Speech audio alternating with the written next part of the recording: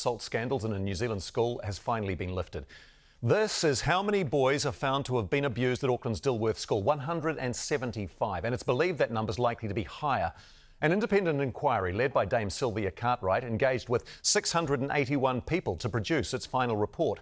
It's found the school suppressed abuse, silenced victims and enabled the sex criminals. Dilworth was established in the early 1900s to provide an education for underprivileged boys to give them a better future. But instead, many were abused. Offending happened under former headmasters dating back to 1950, the most recent allegation in 2018. In each era of the school's leadership, complaints were made, but nothing changed. Instead, the inquiries found Dilworth's response to sex crimes was driven by a desire to protect its reputation and finances. Welcome to another episode of We Were Children. Today's episode, Enough is Enough. This is James Dilworth's mandate for the trustees of the school to follow. This is paragraph 3 of Aaron Snodgrass's statement to the Royal Commission. Dilworth School is committed to providing a safe, caring and nurturing environment for our students that protects them from harm and that encourages them to achieve their potential and make a positive contribution in our society. That is the mandate that was given to us by James Dilworth. So the mandate says, provide a safe environment and protect them from harm. As we've had 7 decades of child abuse, with hundreds of boys being sexually abused, with an estimated 20 suicides, I think we can categorically say the Trust Board failed on the mandate for 7 decades. Not only did they fail on the mandate, they were also the perpetrators of the abuse, caning boys for reporting sexual abuse. This was confirmed by the independent inquiry. We have described it as a cloak of silence, which was achieved by punishing children who reported abuse. Seriously, it doesn't get any worse than that. That's the complete opposite of the mandate. The trustees failed on their mandate given to them by James Dilworth to provide a safe environment and protect students from harm. As the trustees failed on the only mandate they have, shouldn't the trustees pay back the remuneration they receive for being a trustee? I think we'll have a better chance of seeing pigs fly. Is the current governance of the school any better today? We've got a recent dismissal of Dilworth schoolteacher Julia Brown, who gave boys blowjobs back in the day. According to the statement made to Stuff by Dilworth's principal Dan Reddix, another teacher has been suspended and is facing Teacher Council action. But he cannot comment further on the case. As a result, the teacher is no longer employed by the school. What's interesting is, why are these dismissals only coming out now? Aaron Snodgrass, the current board chair, took over as chairman in March of 2018. At the Abuse and Care Royal Commission of Inquiry, he stated that he was given the sexual abuse complaints file back then. Let's have a look at what he said. Is that as a briefing to you as a new incoming chair, or was that happenstance that information was being reported to the school at that time? No, it was a number of documents that I received from the former chair passing that information on to me. So I'd received that information and I shared it with the board. And we also knew at the time that this Royal Commission of Inquiry into Abuse and Care was being set up. And we also knew that through my relationships with the old boy community, that there was further information that was going to be forthcoming, and we went over it, and we needed to do something. We needed to understand this further. Mr. Snodgrass, excuse me, Mr. Snodgrass, just a point. You said you received documents from the previous chair. Was that Mr. Firth? No, that was Mr. John Wayne. That's right. There was somebody in between. When you became the chair, were they related to abuse? They were related to a whole number of different matters. It Right. wasn't Did just, they it wasn't include- just abuse. It was, Sure. It was a whole number of aspects around appointment of trustees. It was previous negotiations or transactions that the board had done. Yeah. Okay, et cetera. but that it included information about the abuse. My question is, had that information been known to you as a board member before you became chair? No. I knew certain aspects of perpetrators at Dilworth. You're not alive and a member of this community without knowing who perpetrators were previously. But there was additional material that you didn't know, and that the board as a whole didn't know. It was held by the chair. Is that Correct. right? Okay. Thank you. So you've reviewed this information received. Did it surprise you that that information hadn't been shared with the broader members of the board? I'm talking about the abuse-related information and that handover material. It did, and I regret that I didn't ask for it previously. But the approach, the understanding that I had was that that had been dealt with in the past, and that it was no longer an issue. That was incorrect, and I apologise for not asking for that information. Because it's an ongoing issue for the boys who were harmed, isn't it? The Absolutely. Lifetime of... If in 2018 they were going over all the abuse files in preparation for the Royal Commission, why didn't he act on the file of Julia Brown, who is still a current teacher then? And if there wasn't a file on Julia Brown, how can you not have a file on a current teacher? What we have to ask is, how many more pedophiles are there at that school that the management don't know about? Actions speak louder than words.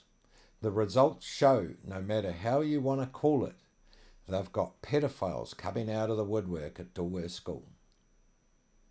While I acknowledge the good work of the current principal, Dan Reddicks, in fact, I would say if it was not for Mr. Reddicks' dedication to turn the school around, as it was on a path to failure.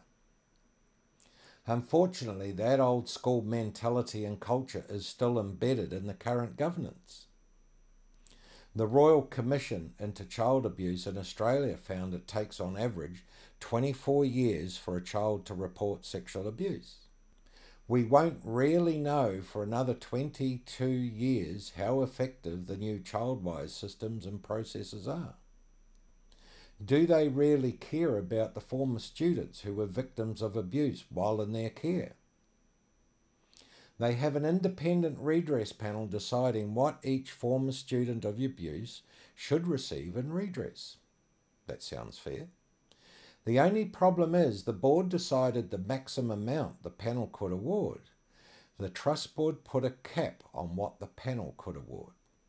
They decided this amount of redress cap well before the independent inquiry report was published, which means the amount of financial redress really has nothing to do with the actual abuse suffered. It's based on what the trust board feels won't affect its operating cash flow and its capital for new projects like the Dilworth development project of 191 apartments in Epsom. I've done some research on the Dilworth assets, and we are talking a possible 2.5 billion in assets maximising the best market sales value. This demonstrates, rather than give the survivors of abuse meaningful restitution to meet their needs, the trust board decided not to take the risk that survivors' redress could affect future operations of the school, of which also provides financial restitution to the trustees. The Dilworth Trust Board is still putting the financial interests of the school over doing the right thing for abuse survivors, old boys. Again, I say nothing has changed in the culture and that old school mentality of the Trust Board.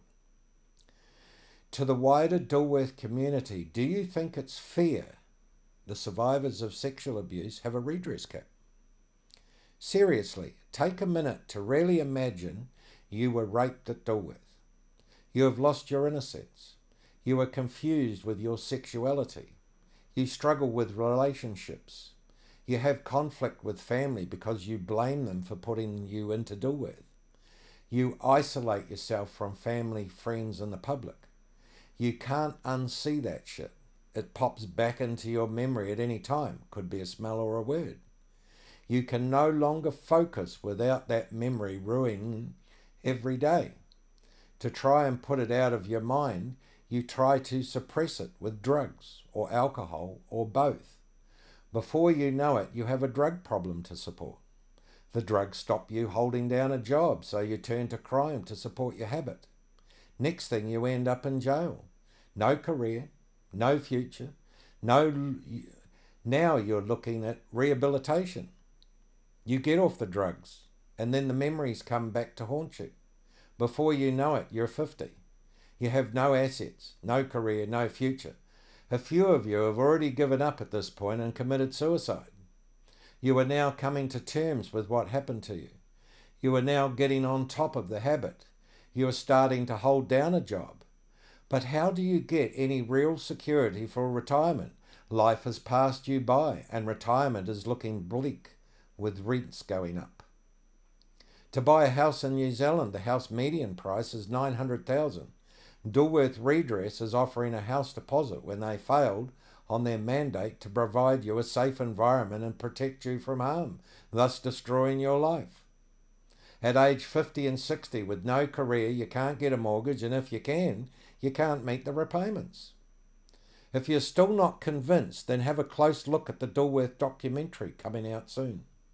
Ask yourself, if that was me, what would I want in terms of redress? And let the Dilworth Trust Board know with an email to the chair. Trust Board trustees, wake up and smell the roses. Get off that high horse. Fully understand the impact trauma the school is responsible for and make it right. We are all beneficiaries of the Dilworth Trust. Ask yourself what James and Isabella Dilworth would have done in this situation. I know what they would not have done. They would not have had an independent panel. They would have interviewed every victim themselves, understood the impact of the trauma, and provided tailored supports suiting each victim's individual needs without any cap.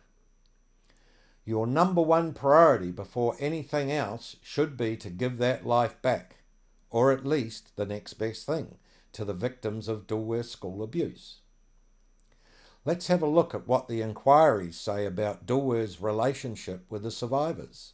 Recommendation 3, unless the school works with the abused old boys and moves forward, it's going to be blighted forever by this scandal.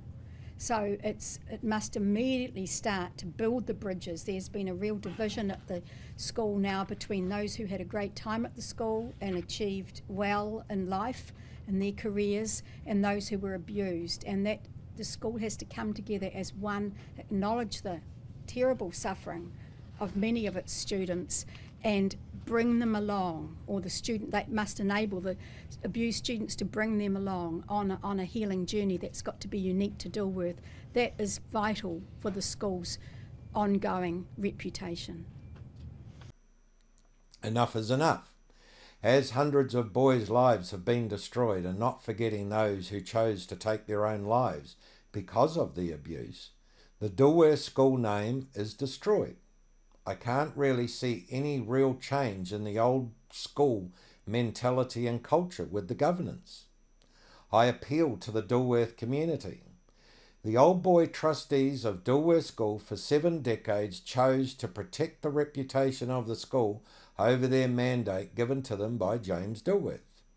That old school culture and mentality is in the current board and the Old Boys Association, where the Old Boys trustees come from. The Old Boys trustees have resulted in hundreds of old boys' lives getting destroyed, with some to the point of suicide. And what's with this calling contraventions of criminal law employment law matters when dealing with paedophiles? You don't need to be a lawyer to work that one out. Or is by calling it employment law a plausible excuse for not doing your job?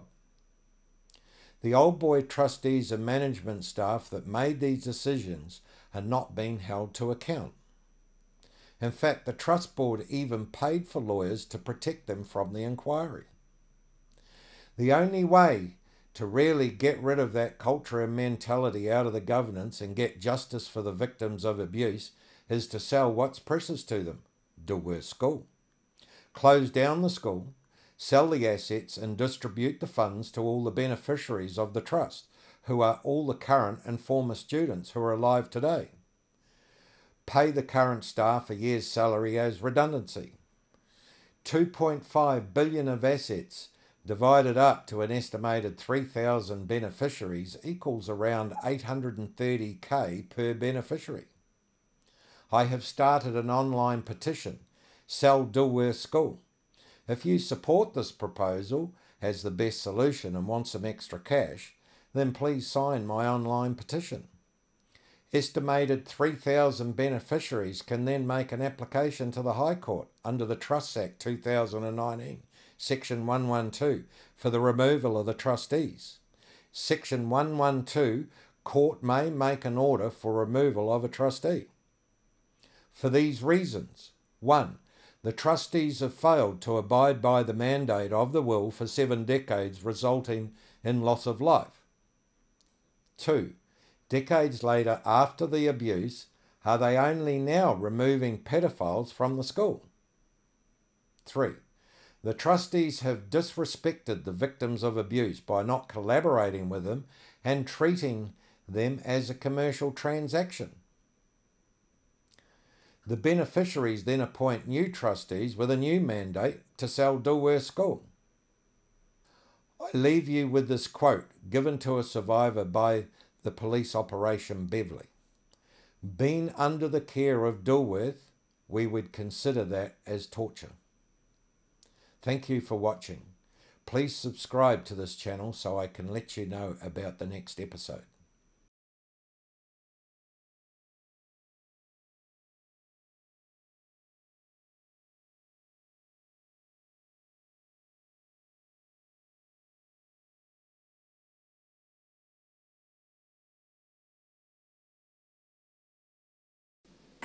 To what extent do you think this collaboration and mutuality with survivors has been a part of your process?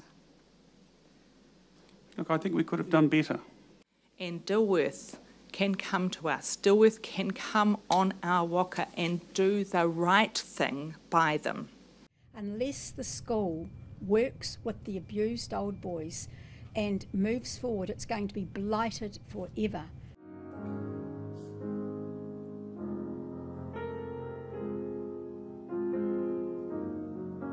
If Isabella Dilworth was alive today, she would